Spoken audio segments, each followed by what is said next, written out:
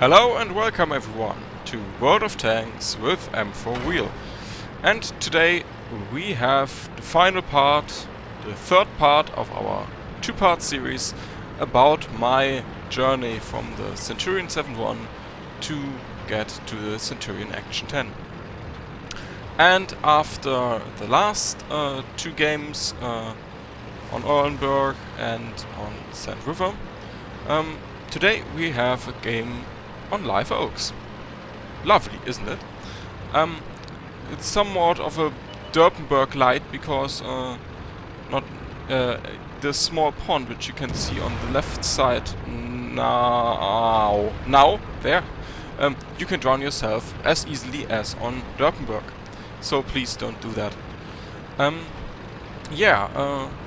I hope that in this game what I wrote on my tank is what I will get in the end. Well, but let's see how this develops. And we start with a tracking shot on a T110 E5, and that's promising, I guess. With me today is again Lord Commissar Björn in his trusty pancake tank version 2. And so far so good. We lost two tanks already, and I put in 2 shots in the T110 E5, which is very I hate T110 E5s, to be honest. They are they got buffed unintentionally by Wargaming. Wargaming even admits it, but Wargaming is not doing anything like hotfixing it like other games would do. And that's a part of... I don't get their balance strategy, really. They have their charts, but they don't make what Blizzard calls hotfix patches. After they saw they screwed a bit up or something is way out of line,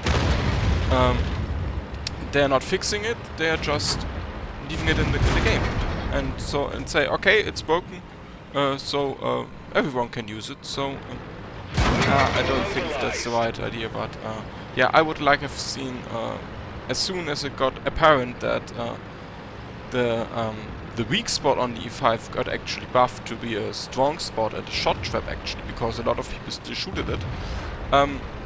It should have been either reversed. That change should have been reversed, or tank should have been balanced in another way. Okay, enough ranting about the E5. As you can see, my shooting is not brilliantly this game, and it will continue to be not brilliantly. So let's just say I won't get a tank sniper this game. But that's of no big deal, because this tank carries a buttload of ammunition. 72 shells to be exact. And with the quite slow reload of this tank, it has it fires roughly every 10 seconds. In some game times you literally cannot run out of ammunition. For example, in the Assault or in a defense game, depending on what team you play, those only go for 10 minutes. And with 72 shells, and that RAM was a bit stupid. Anyway, and with 72 shells, you need 12 minutes of constant shooting every 10 seconds to run out of ammo, and that's not possible in those game times. So you can afford to miss 1 or 2 times, as long as you have the credits to pay for it, because the 7.1 fires APCR standard. That means 1000 credits per shot.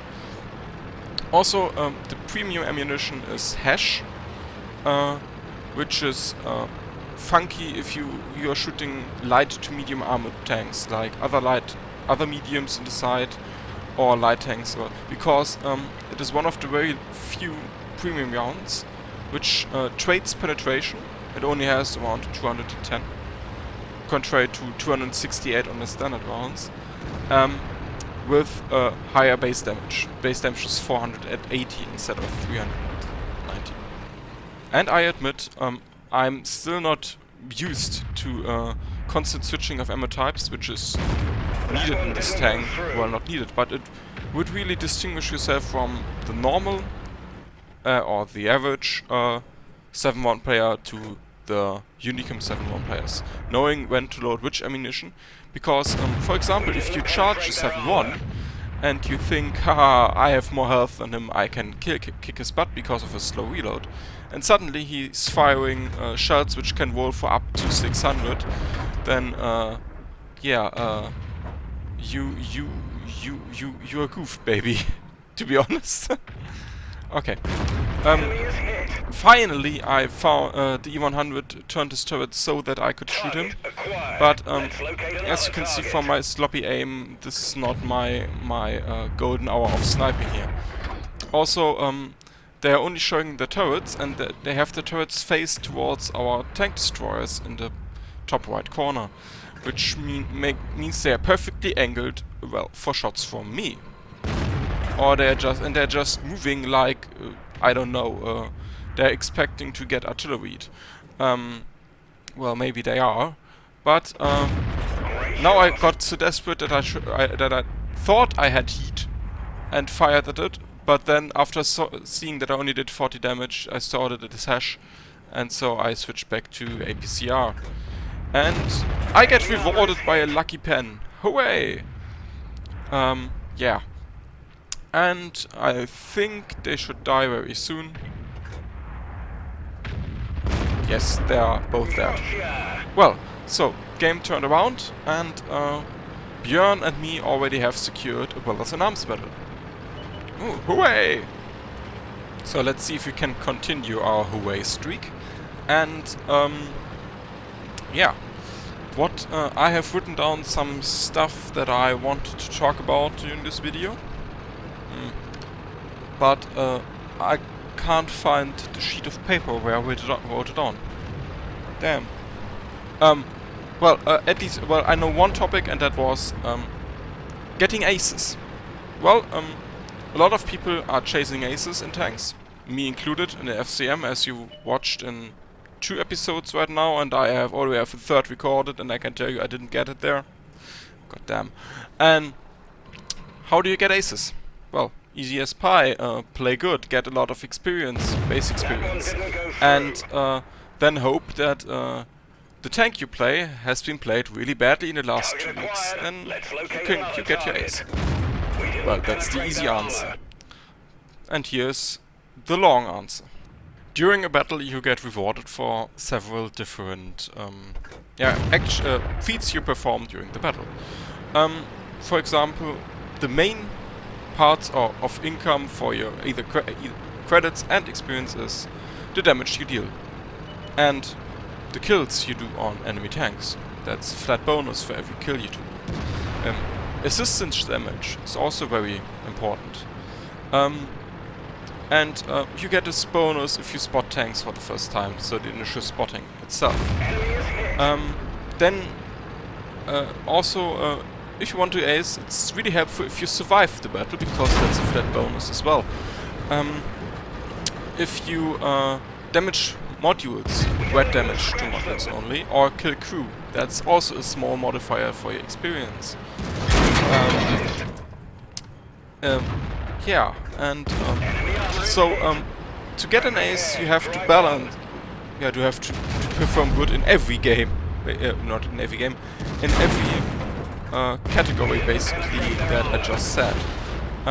Also, the tier of the targets that you're shooting and that you're killing is also very important. So it's more likely to get an ace when you are bottom or mid tier than when you are top tier. This also applies to spotting damage. So, for example, if you keep a T110E5 locked and then he gets feasted on by an IS-3, who will get a lot of experience for this because he's shooting a higher tier tank, you will get 50% of this. He does the work and you get the credits. Sounds good. And the experience, of course. Sounds good, eh? So the key for an ace tanker in a tank is, yeah, that those different pillars, those different sources of income for experience, and then hope that your tank is not played that well in the last 2 weeks, because only the game calculates the average experience that the tank gets every 2 weeks, and that's a voting calculation, by the way. So if a tank gets played weekly, you can get an ace for less, basically, than you would have if the tank gets played very good.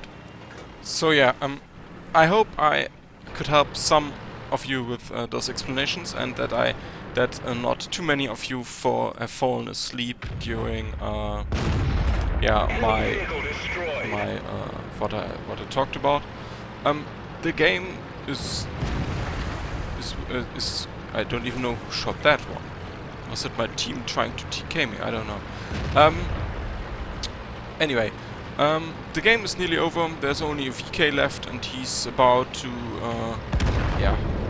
get hit by the Jagdpanzer V100, and now it's only a pig left. Yeah, and I noticed that I not talked that much about the game, and that's what I wanted to achieve. So I hope you enjoyed this. Now the game is over.